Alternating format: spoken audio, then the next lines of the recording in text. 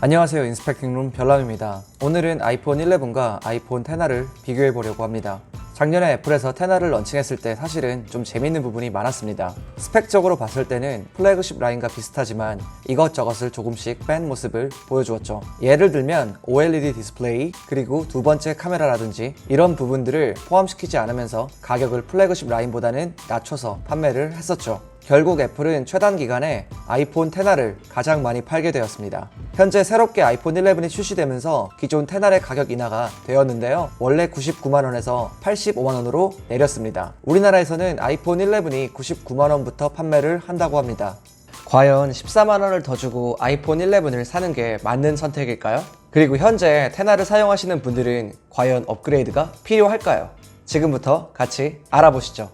먼저 이 아이폰 11을 보면 XR과 외관부터 거의 비슷한데 마치 과거의 S버전의 업그레이드를 연상케 합니다. 전면을 보면 특별한 차이는 없어 보이죠? 실제로도 그렇게 큰 차이는 없는데요. 전면과 후면의 글래스의 강도가 좀 더 높아졌지만 전면은 그냥 눈으로 보기에는 별 차이가 없습니다. 뒷면은 제법 다른데요. 일단 색상부터 큰 변화가 있었죠. XR의 색감이 좀 톡톡 튀는 생동감 있는 색감이었다면 11은 좀 더 파스텔 톤의 색상이라고 할 수 있겠습니다. 그리고 애플 로고가 가운데로 옮겨지고 아래에 아이폰 문구가 사라진 점, 마지막으로 초광각 카메라가 추가로 달려있다는 점이 크게 다르다고 할 수 있겠네요. 사이즈 및 무게와 두께는 전작과 동일합니다. 이 두 개의 스마트폰은 아주 많은 공통점을 가지고 있습니다. 6.1인치의 리퀴드 레티나 디스플레이, 둘 다 LCD를 사용하고 있습니다. 물론 이 LCD는 애플에서 정말 자신있게 만든 최고의 LCD라고 할 수 있습니다. 디스플레이에 아주 민감하신 분이라면 LCD라는 게 마음에 안 들 수도 있지만 실제로 많은 사람들이 이 LCD에 큰 불만이 없는 걸 보면 충분히 좋은 디스플레이라고 생각됩니다. 반면 아이폰 11만의 특별한 점들도 있었는데요. 공간강 오디오가 재생이 되고 돌비 애트모스가 지원이 돼서 좀 더 좋은 사운드를 제공해줍니다. 솔직하게 말씀드리면 이 두 기기의 사운드에서는 엄청나게 차이가 있다고 말씀드리기는 어렵습니다.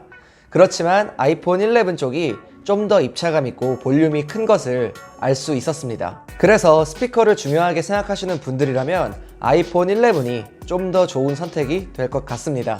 아까도 말씀드렸다시피 이 두 스마트폰의 전체적인 모습은 정말 비슷합니다. 그래서 만약 정말 새로운 느낌의 스마트폰을 원하신다면 프로 시리즈를 가는 것을 추천드립니다. 그래도 조금의 변화도 괜찮게 생각하신다면 아이폰 11으로의 업그레이드도 좋은 선택이라고 생각이 되네요.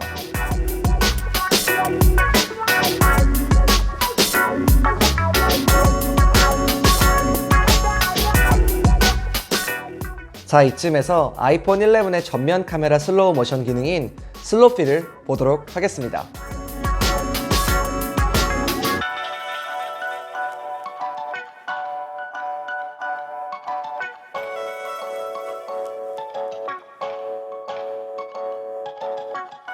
이번 아이폰의 가장 큰 변화는 바로 카메라라고 할 수 있겠습니다. 기존의 12메가픽셀의 싱글 렌즈에서 이번 아이폰 11에는 듀얼 렌즈로 업그레이드 되었는데요.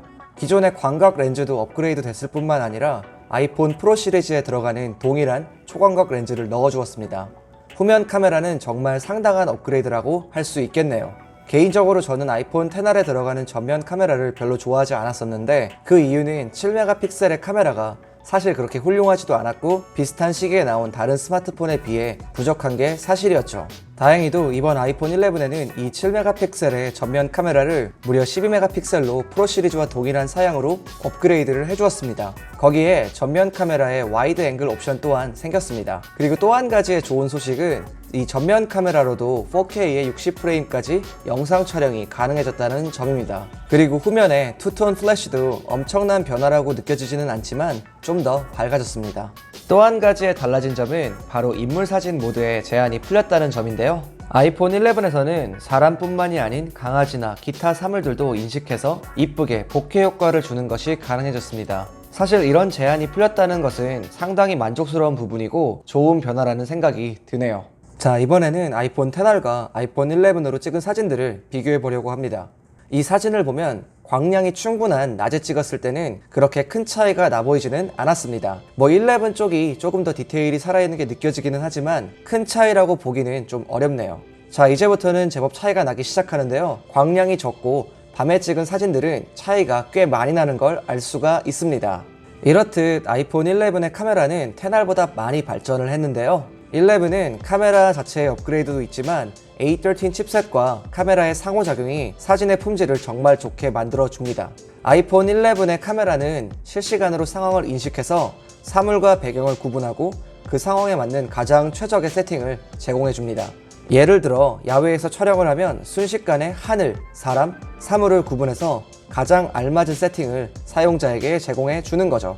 여기서 잠시 광고 시간 갖겠습니다. 이 광고는 노드VPN에서 지원을 받아 제작되었습니다. 먼저 이 노드VPN은 말 그대로 VPN을 제공해주는 업체인데요. 전 세계 62개국에 있는 5,200개 이상의 서버를 통해 접속이 가능하다고 합니다. 거기다가 속도도 정말 어마어마하게 빠른데요. 제가 북미 서버를 우회해서 테스트해본 결과 유튜브에서 4K 영상도 무리 없이 재생이 되는 걸 확인했습니다. 거기에 노드VPN은 여러가지 운영체제에서도 이용이 가능한데요. 윈도우나 맥 그리고 iOS나 안드로이드에서 손쉽게 이용이 가능합니다. 물론 여러분들이 생각하는 그 용도 말고도 여러가지 용도로 이용할 수 있습니다. 이 노드VPN을 이용하면 한국에서 IP가 차단된 게임이나 여러가지 웹사이트를 손쉽게 접속이 가능합니다. 그리고 해외 출장을 가셔서 급하게 회사 서버로 접속을 해야 되는 경우에도 아주 유용하게 활용할 수 있습니다. 보통 VPN을 이용해보신 분들은 다 아실 텐데요. 서버를 우회해서 이용하는 거라서 굉장히 답답하고 느린 경우가 많으셨을 거예요. 하지만 이 노드VPN을 이용하면 정말 말도 안 되게 빠른 속도로 쾌적하게 이용이 가능합니다. 이 노드VPN의 자세한 사항이 궁금하시면 아래 링크를 통해 들어가시면 됩니다. 이번에는 나이트 모드를 소개해 드리려고 합니다. 아마 이번 아이폰 11 시리즈의 아주 큰 셀링 포인트라고 할 수 있는데요. 이거는 설정에 따라 자동으로 할 수도 있고 수동으로 할 수도 있는 기능입니다. 물론 이런 나이트 모드는 기존의 다른 스마트폰 회사에서도 여럿 선보인 적이 있었지만 이번에 애플의 새로운 나이트 모드는 정말 아주 훌륭한 품질을 보여주었습니다. 특히 지난번 노트 10 플러스와 비교를 진행한 적이 있었는데 좀 더 부드럽고 좋은 품질의 야간 사진을 건질 수가 있었어요. 나이트 모드를 사용해보니 생각보다 정말 훌륭한 품질의 사진을 제공해 주었습니다. 어두운 상황에서 막 찍어도 정말 DSLR 부럽지 않은 그런 사진들을 손쉽게 얻을 수 있었어요. 아이폰 XR의 가장 아쉬운 점은 바로 이 나이트 모드가 지원이 되지 않는다는 점입니다. 나이트 모드는 사람을 감지하면 사람을 좀 더 밝게 해주고 다른 부분은 어둡게 해주는 그런 기술력이 담겨져 있습니다. 나이트 모드 정말 좋아요. 이 두 스마트폰으로 촬영을 해보았는데요. 둘 다 4K에 60프레임으로 촬영했습니다. 여기서 아이폰 11의 특별한 점은 바로 촬영 중에 이 두 가지의 렌즈를 자연스럽게 전환할 수 있는 점이라고 할 수 있습니다. 상당히 부드럽게 전환되는 걸 볼 수가 있었습니다. 영상을 보면 발전된 이 다이나믹 레인지로 인한 차이점을 확실하게 느낄 수 있을 겁니다. 추가적으로 발전된 스테빌라이제이션도 한몫하는데요. 생각보다 정말 좋았습니다. 그냥 손으로 들고 찍었는데 거의 떨림이 없고 부드러운 걸 볼 수가 있었습니다. 마치 짐벌을 들고 찍은 듯한 그런 느낌이 좀 들었어요. 하지만 이 손떨방은 초광각 모드에서는 지원해주지 않는데요. 이 부분은 좀 아쉽습니다.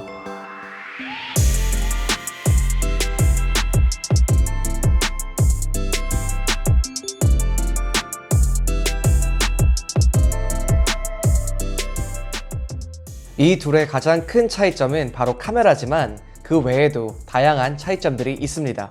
아이폰 11의 배터리는 영상 재생 시 10R보다 1시간 더 사용이 가능합니다. 큰 발전은 아닌데 그래도 좀 더 좋아졌습니다.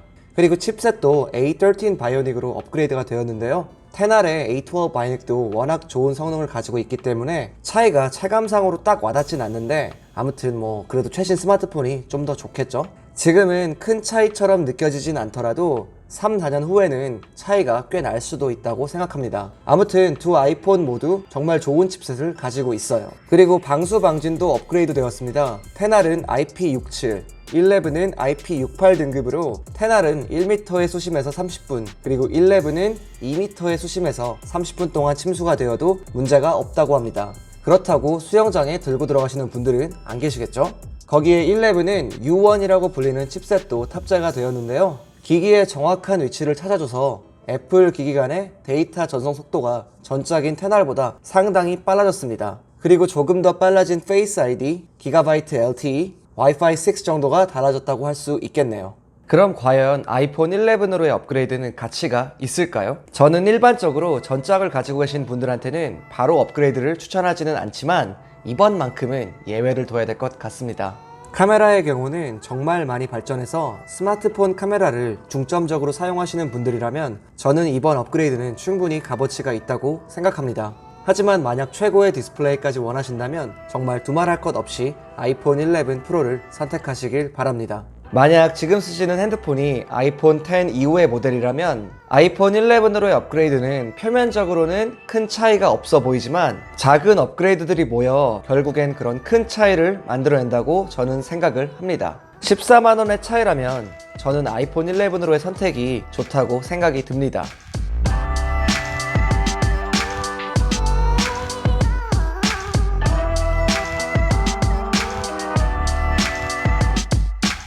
오늘은 바로 이벤트 당첨자 발표 날인데요. 정말 4,000분이 넘는 많은 분들이 이벤트에 응모해 주셨습니다. 참여해 주신 모든 분들께 정말 감사의 말씀 드립니다. 어느덧 거의 10,000분 가까이 저희 채널을 구독해 주셨는데요. 정말 다시 한번 감사드립니다. 저희 채널이 10,000명이 넘게 되면 그때 또 구독자 이벤트를 진행할 예정입니다.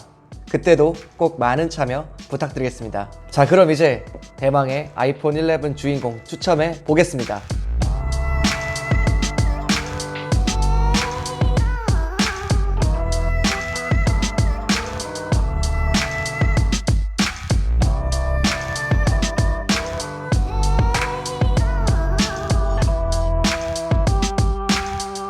오늘 영상 여기까지고요. 지금까지 인스펙팅룸의 별남이었습니다. 감사합니다.